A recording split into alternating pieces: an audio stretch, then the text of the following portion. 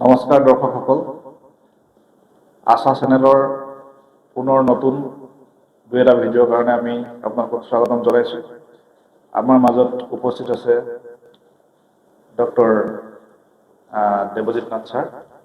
Sir নমস্কাৰ জনাইছোঁ। Thank U. Sir, আমি ইতিমধ্যে আশা চেনেলৰ জৰিয়তে যথেষ্টখিনি আমি দৰ্শকৰ প্ৰশ্ন লৈছিলোঁ আৰু সেই প্ৰশ্নসমূহৰ সমাধান আপোনাৰ দ্বাৰা দিবলৈ আমি চেষ্টা কৰিছোঁ। আৰু আমি দেখা পাইছোঁ যে সেই যি আপুনি সুন্দৰ সমাধানখিনি দিছে, সেই সমাধানখিনিৰ পৰা যথেষ্ট আমাৰ দৰ্শক ৰাইজ উপকৃত হৈছে।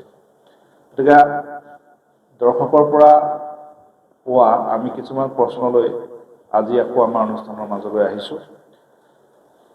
ছাৰ, প্ৰথমতে আমি এটা প্ৰশ্ন আপোনাক সুধিব বিচাৰিছোঁ যে আধ্যাত্মিক ক্ষেত্ৰখনত যিসকল বিশ্বাসী বা আধ্যাত্মিক ক্ষেত্ৰখনক লৈ পেলাই যিসকলে নিজৰ জীৱন ধাৰণ তাৰ লগত সম্পৃক্ত কৰি চলিছে, তেখেতসকলৰ কাৰণে আগন্তুক শাওণ মাহটো আহি আছে। এই শাওণ মাহটো খুব পবিত্ৰ বুলি সকলোৱে মানে বা বহুতে বিভিন্ন নীতি নিয়মৰ মাজেদিও শাওণ মাহটো পালন কৰে।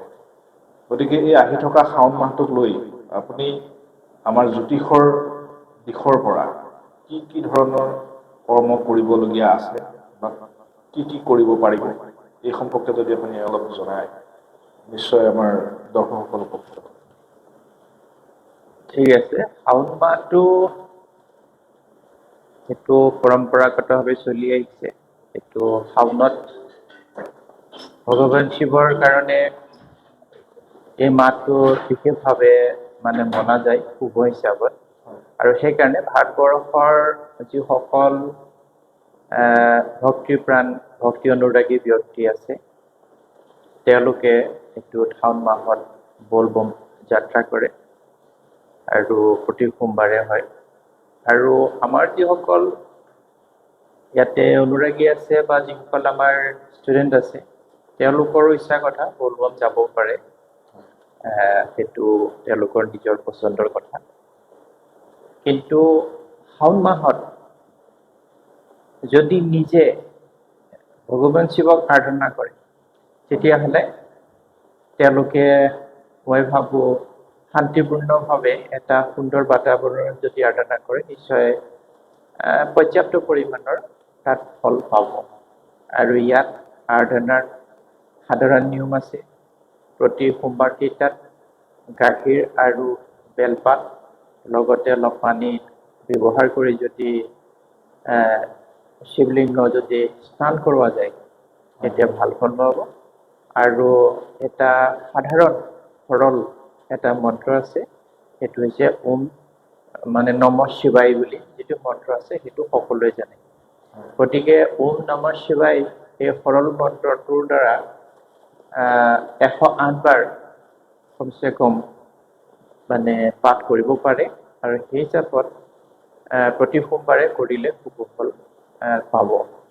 আৰু এটা এইখিনিত ব্যৱস্থা কৰিব পাৰে, আমাৰ যিসকল ষ্টুডেণ্ট আছে, আৰু মোৰ কিতাপতো দিছিলোঁ মই এষ্ট্ৰলজি, মোৰ জীৱনৰ অভিজ্ঞতা আৰু গোপনীয়তা, তাত শিৱৰ সহস্ৰ নাম দিয়া আছে। সেই নামবিলাক যদি এটা চাইকেল হিচাপত নামবোৰ পাঠ কৰে, নিশ্চয় ইয়াৰ পৰা তেওঁলোকৰ উপকৃত হ'ব আৰু মনৰ বাঞ্ছা ইচ্ছাবিলাক পৰিপূৰ্ণ হ'ব। গতিকে সুন্দৰ খেতি কৰিব পাৰে। আৰু শাওণ মাহত মাছ মাংস কিছুমানে নাখায়, জাতি প্ৰথা ভেদে, সেইটো নিজৰ কথা। কিন্তু সোমবাৰে তেওঁলোকে পৰিপাটি আৰু নিৰামিষ গ্ৰহণ কৰি ব্ৰত ৰাখি এই কামখিনি কৰিব পাৰে।